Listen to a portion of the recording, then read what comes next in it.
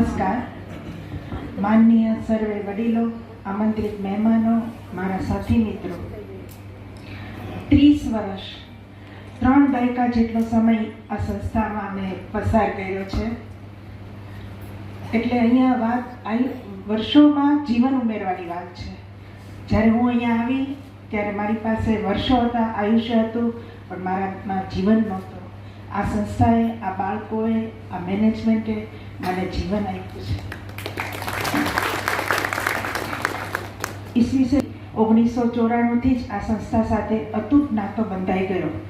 મુરબ્બી શ્રી બાબાભાઈ, કુસુમબેન, મૃદુલાબેનના માર્ગદર્શન નીચે મને અહીંયા શિક્ષણનું કામ કરવાની તક મળી. શ્રી મફતભાઈએ સતત પ્રેરણાનું સિંચન કર્યું.